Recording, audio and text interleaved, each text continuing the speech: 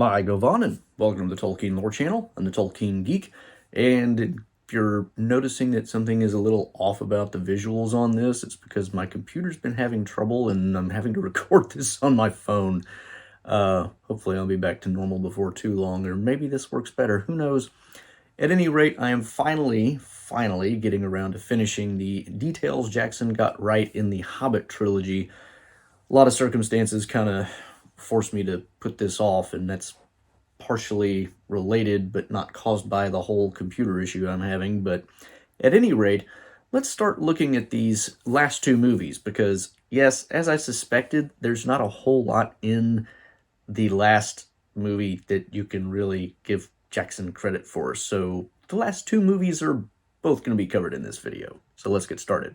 First thing is at Beorn's residence, which they screw up a lot of things with Beorn, but one thing they do get right is the giant bees. There's a scene where Bilbo wakes up after they sleep at Beorn's house, and this bee comes floating by, and the thing is enormous. Now, granted, Bilbo is a hobbit, so he's already small, but even so, we can tell that that bee would be a really chunky size, even for a normal-sized human.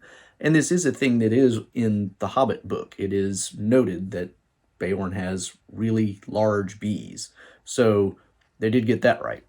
Another thing they got right with Beorn is Gandalf's introduction of Bilbo to Beorn. He does it pretty well. Oddly enough, and this is kind of going a little bit off topic, they actually do the rest of this wrong, which I found odd, because in the first part of the first movie, we get the introduction of all the different dwarves pretty much in the correct order. They did it a little bit wrong, but not entirely.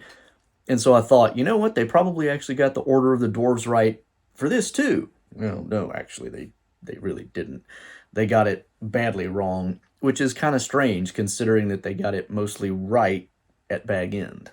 Another interesting thing that comes out of the book, but is not necessarily actually exactly in the right context, is that Beorn mentions to Gandalf that the elves of Mirkwood are more dangerous and less wise than their kin. This is straight out of the book, although I don't think it comes out of Beorn's mouth, but I think it's mentioned in the context of the fact that the elves take the dwarves captive. So it's there in the book, but it's in a little bit different context, because you can't just narrate that information in a movie. You do kind of need somebody to say it. So, that's an excusable change at any rate. And the line is pretty much word for word almost.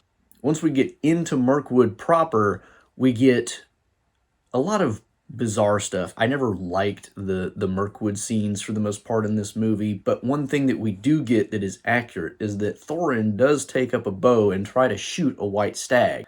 The circumstances are a little odd, and it leaves out some stuff that I wish they had included, but at least they did include this particular item, so it's at least something that Peter Jackson included that was accurate. This next one is a bit of a mixed bag as well. Bilbo, in the halls of Thranduil, is trying to figure out a way to help the dwarves escape their captivity, and of course, he finally comes up with a way. He manages to steal the key and get all the dwarves packed into barrels so that they can eventually be dunked into the river and get out. And then there's this humorous scene where Bilbo trips the lever so that all the barrels fall into the river so that they can float away. And then he realizes, oh wait, I'm still here. It's a funny moment in the movie, and it's not exactly the same as it is in the book, but it's very similar, because in the book, it's a little bit different, because he doesn't actually dunk the dwarves into the river. Once he gets them into barrels, he's expecting the elves to end up doing that. But he does realize, after he's gotten them all in, oh, wait a minute, I still need to get myself into a barrel. So it is not exactly the same thing that happens in the book, but it does carry over that humorous element, which, a lot of this kind of stuff you could just chalk up to Jackson doing movie-type humor, because he does a lot of that in places where it's not necessarily appropriate. But this is one element where Tolkien is actually the one who came up with the humor, because Tolkien was a bit of a practical jokester. He did appreciate humor. So the fact that they copied it in a slightly different way, I don't mind too much. And I just appreciate the fact that they actually did carry over that element of humor from the book instead of just making something strange up on their own. All right, this next one is a bit of a deep cut in a way, because what happens after the dwarves escape is Legolas and Tauriel and maybe some other elves are out there following the dwarves, and then they kind of all get ambushed by orcs, and they all fight off orcs, and they end up capturing one orc and bringing him back to Thranduil to question. And eventually what happens is Thranduil hears something he doesn't like out of this particular orc's mouth and just kills him. And Legolas objects. He said, "You were going to set him free." And he says, "Well, yeah, I freed his head from his body." Now, this is not accurate to the book at all, in the sense that there is no scene like this at all in the book. There's nothing to indicate orcs were ever even on the trail of Thorin, let alone that they attacked and one of them was captured and brought to Thranduil. That's nonsense. But it is accurate to some of Tolkien's later writings on lots of different things about Elvish culture and all this other stuff. One of the things that he writes about is that elves held that it was not okay to kill prisoners in cold blood. Now, he does mention that that's not to say that it didn't happen, because bad things were done on both sides in a bitter war.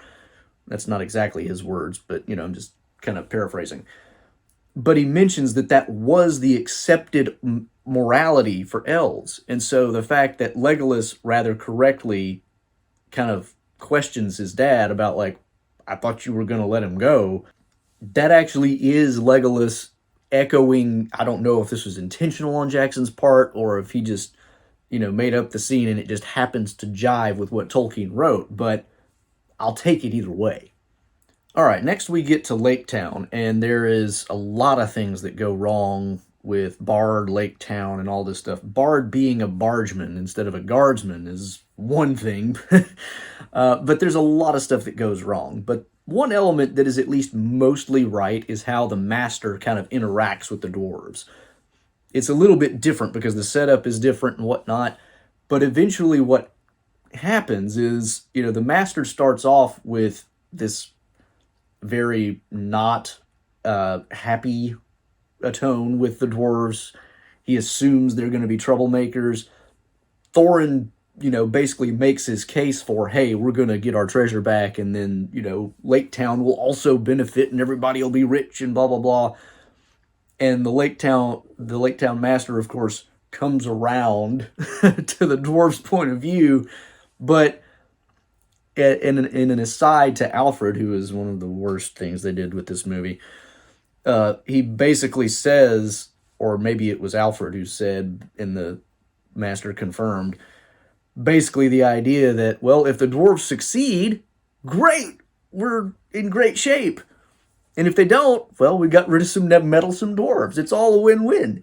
And this is basically how the master operates in the book. He is a scheming politician with no thought of anything except his own benefit. That's it. So he lives up to the master's, real persona in the book, to the extent that we get one, although they did a lot of over-the-top stuff with Stephen Fry. No shade against Stephen Fry for playing the master, but, the writing, they went over the top on a lot of things with his character. But this one particular element, like I said, it's not exactly like it goes down in the book, but the way that he is thinking about the dwarves and politically calculating the whole situation is very much true to who the master is in the book. Well, that was the Desolation of Smaug, and now we get to the Battle of Five Armies, and this is going to be a really short section, just so you know.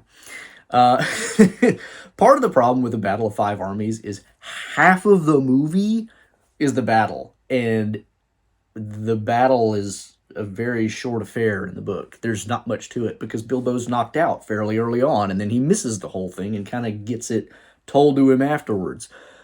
He's there long enough to get the eagles, but, that's, after that, everything is, for him, nothing. So, there's very little that they could even fit in that could be right, which means it's just not a lot to work with. But I found a few things. So what I did find, first of all, was that Bard turns down the kingship and actually defers to the master as still the rightful leader of Lake Town when he comes out of the water or the mist or whatever. He actually doesn't come out of the lake in this movie as he does in the book. But when they start hailing him as king, he basically says, no, I'm not the king. Don't make me king. Where's the master? This is very true to his character in the book. That's exactly what he does in the book. I think he's actually a little more explicit in the book than he is in the movie, because he doesn't in the movie say, the master is still in charge, whereas he does in the book, if I remember right. But he asks where's the master after declining being made king, which implies that he's still going to have him as the authority. So that at least was accurate. The next thing, we actually get to catch up with the dwarves and Bilbo, and they're getting ready to fight against overwhelming odds, stupidly, because Thorin is an idiot, and consumed with gold greed and dragon sickness. And he gives Bilbo the Mithril shirt, which is, he does it more or less exactly as it's done. This scene is actually more or less taken straight out of the book. He uses the word Mithril, which in The Hobbit was not present, because at that time Tolkien had not really included all of that in The Hobbit. That word only becomes a thing in The Lord of the Rings, and then we learn that was in the original Hobbit. It's just called silver steel, which interestingly enough is what Thorin calls it here. He calls it Mithril and then glosses it as silver steel to Bilbo to explain, what it means, basically. And so that was really cool to me that they actually took that word. They gave us the word that we all know at this point because we've watched the Lord of the Rings movies first, right? Everybody watching The Hobbit probably already saw those. And so we know Mithril from that context, so doing it backwards, it makes sense. We're going to call it Mithril, and then we're going to call it silver steel, which is also straight out of the Hobbit book, to kind of connect it back to that. So I really appreciated that element, actually. All right, the last thing, and this is the last thing, because I found a whopping 3 items in the final movie, is when Bilbo is leaving, and he tells the dwarves as he's about to go, they can show up anytime, that tea is at 4, and basically he's saying his farewell, but saying they're free to drop in if they ever show up in the Shire. And this is, again, pretty much straight out of the book. The scene is, or at least his lines, not the scene itself, because he's not in the book telling them all bye-bye at the gate, the ruined gate of Erebor after they've, had the funeral for Thorin and everything else. It's a little bit different than that. But his lines that he gives, especially about tea at 4 and whatnot, those are all pretty much straight out of the book. So, they actually got that pretty much right. Everything else about this movie was a complete catastrophe in terms of accuracy to the book. So, yeah, didn't get much out of that. But that's my completion of my video series on details that Peter Jackson actually got right in the Hobbit movies. Wasn't much to give him credit for here, but, that's what we got. So now I can continue with things not so movie related in the future, and I'll probably be on this video setup for who knows how long, but hopefully it works out. At any rate, if you did like the video, please give it a thumbs up, share it around. Make sure you subscribe to catch all my future content, and if you're on YouTube, make sure you click that bell icon so you don't miss any notifications. Follow me on the platform formerly known as Twitter for Tolkien-related trivia questions every week, and check out the description below for other support and social links. Until the next time, I'm the Tolkien Geek, signing out for the Tolkien Lore channel. Namarie. Thanks to all my channel supporters, especially elf friends Nathan Dufour, Robert Kindling, and Stephen Clayton.